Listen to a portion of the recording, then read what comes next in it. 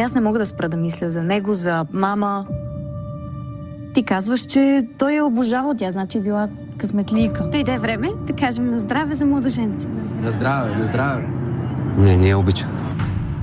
Обичах теб. Искам развод. Какво? Наистина не мисля, че е добра идея да се ровиш в миналото. Здрасти, тата. Опитах се да го възпитам наред. Не успях.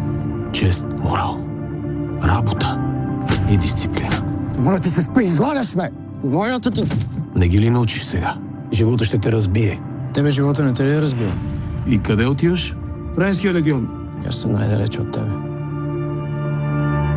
Вяра, надежда, любов. Петък, 22 часа. BTV.